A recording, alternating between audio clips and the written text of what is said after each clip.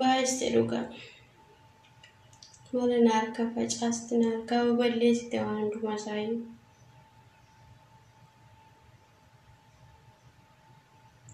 Nyaafadha laata tarii. Ajiitu ati waan hundumarrayyuu waan darrattu takka nama qabattee naan ganna malakkistu bara.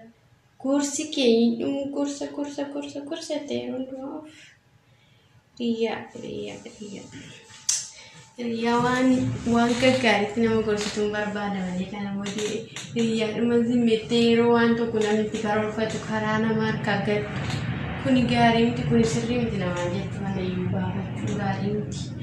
Yeroo namni qo'annaa dhiisesati qo'adhu jettee yeroo hundumaa qo'annaadhaaf yeroo namni biyya alaan deema jedhe biyya alaa gaarii miti.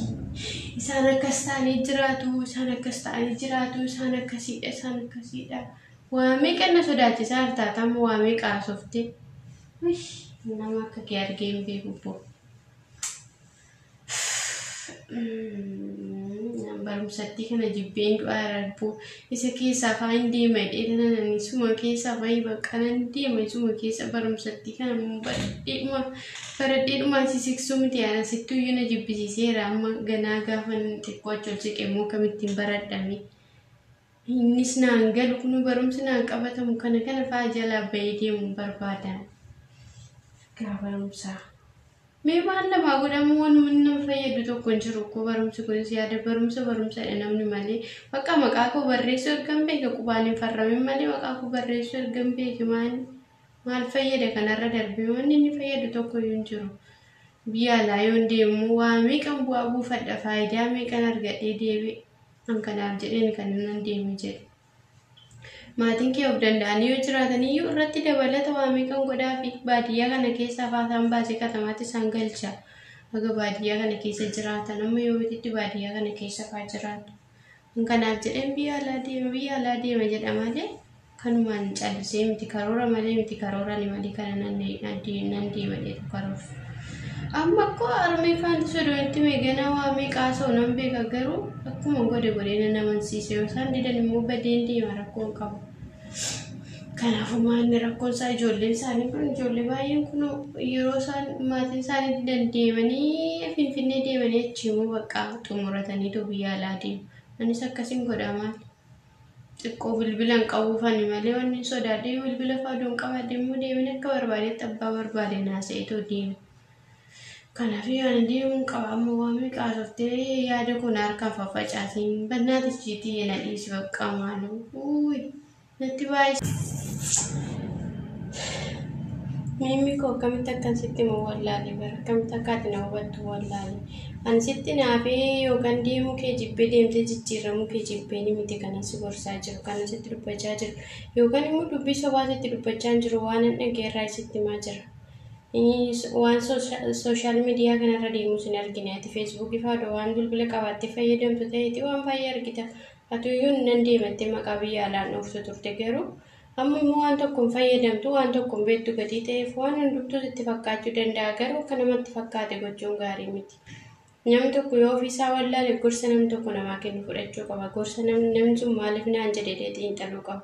Kanaaf yoo ati duutti yaadina dhuma kaatee badeen deema fa'aa isa jettu kana amma gaarii sitti fakkaate waan akkasii tasumayyuu yaadin baddee deemte waan hin taane irra dhoowwute maal gootamu.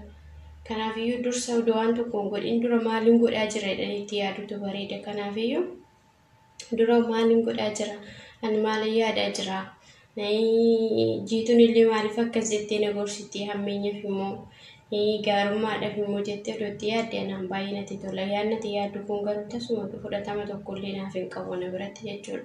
Kanaaf ani sitti naafee yookiin wanni kun gaarii ta'e irraa si dhoggaan jiru garuu waan badaa ta'eefan irraa si dhoggaa jira. Anaan obboleettiin koo ganama galgala waan natti himte waa'ee ishiin irra jirtu akkamitti akka ishiin jiraattu. Kan biraa miti nyaatallee yeroo itti teessee nyaattu kan dhabdu jira. Bakka waa baay'ee mudannoo baay'eetu nama mudata biyya namaa deemanii tokko immoo nama hojjechiisanii isumaatu hojjette dafqite akkasitti dadhabdu sana birrii keetillee kan siin kennin meeqatu jira. Innaa kan biraa miti jechuudha. Inni biraa guddaadha miti nyaatallee manaatitti hin argannetu jira jedhan biyya alaa yoo jedhan garuu namni akkuma birqii wayiitti ilaalee waan guddaa fakkeessa malee waan guddaa miti tasumayyuu. Kanaafuu namni biyyuma ofii keessatti yoo sammuunsaa yaadee jedhe waan barbaade hojjetee jiraachuu danda'a.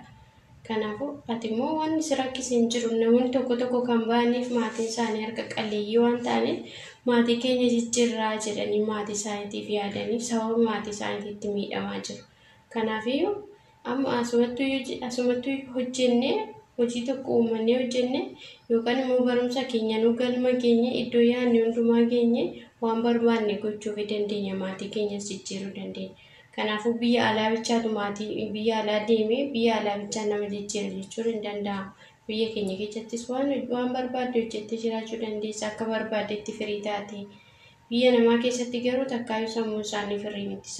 Boqonnaan argatu yeroo hundumaa yaadduudhaan guutamanii jiraatu jira.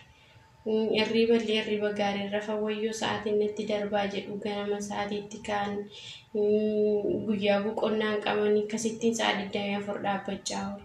Kanaafidha kanas dhoogu malee ani yaada biraa yaadee miti ishee mimmee